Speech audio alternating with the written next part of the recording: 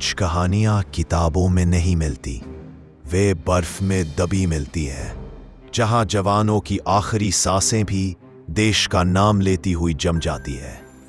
रेज़ांगला सिर्फ एक युद्ध नहीं था, ये वो जगह है जहां 120 भारतीय सैनिक अपनी मां की कसम खाकर खड़े हुए थे और वापस नहीं लौटे।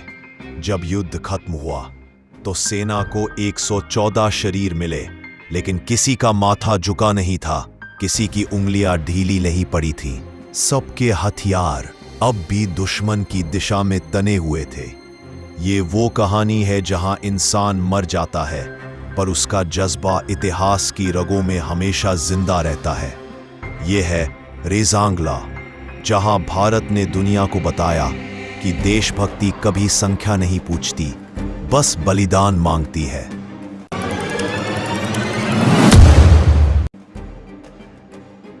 16,000 फीट की ऊंचाई, जहां हवा भी दुश्मन जैसी काटती है, जहां रातें इतनी खामोश होती हैं कि अपने दिल की धड़कन तक सुनाई देती है।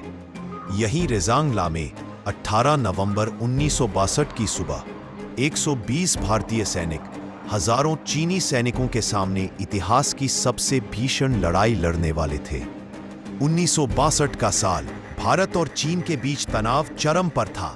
पूरे हिमालयी क्षेत्र में गोलाबारी बढ़ रही थी, लेकिन लद्दाख के चुशुल सेक्टर में एक मोर्चा था जिसे किसी भी कीमत पर नहीं गिरना था, क्योंकि अगर रेज़ांगला टूट जाता तो रास्ता खुल जाता था पूरे लद्दाख में चीन के प्रवेश के लिए। रेज़ांगला एक खुला मैदान नहीं था, ये एक पत्थरीली ढलान थी जहां बर्फ कम और खतरा ज्यादा था, लेकिन उनका मनोबल पहाड़ों से भी ऊंचा था।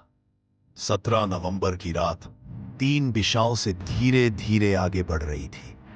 कुछ हिस्टोरियंस के अनुसार दुश्मन सैनिकों की संख्या 1000 से भी ज्यादा थी, कुछ इसे 3000 तक बताते हैं। लेकिन चार्ली कंपनी के लिए संख्या मायने नहीं रखती थी, एक ही बात मायने रखती थी, देश। 18 नवंबर सुबह 4 बजे पहाड़ों में पहली गोली चली और पूरा मोर्चा आग की लपटों में गिर गया। चीनी सेना लहरों में आ रही थी, लेकिन भारतीय सैनिक हर लहर को दीवार की तरह रोक रहे थे। गोली उसके जवाब में गोली, ग्रेनेड उसके जवाब में ग्रेनेड। लेकिन जब गोला बारूद कम होने लगा, भारतीय सैनिकों ने बायोनेट निकाल लिए। एक एक मोर्चा टूट रहा था, लेकिन एक भी सैनिक पीछे नहीं हट रहा था। मेजर शैतान सिंह हर पोस्ट पर दौड़ दौड़कर अपने जवानों का हौसला बढ़ा रहे थे। उनके पास वायरलेस भी नहीं था, वे खुद ही हर टीम तक पहुंच रहे थे। यह सिर्फ नेतृत्व नहीं था, यह बलिदान था। जैसे जैसे लड़ाई आगे बढ़ी, दुश्मन ने पीछे से हमला किया, लेकिन चार्ली कंपनी अंतिम सांस तक लड़ती रही। जब आखिर में मेजर सिंह घायल हुए, उनके सैनिक उन्हें उठाकर पीछे ले जाने लगे, लेकिन मेजर ने कहा, मुझे यहीं छोड़ दो, बाकी सैनिकों की रक्षा करो। और वीरगति को प्राप्त हुए। जब युद्ध खत्म हुआ और बर्फ पिघलना शुरू हुई, भारतीय सेना ने एक ऐसा दृश्य देखा जिसने हर दिल हिला दिया।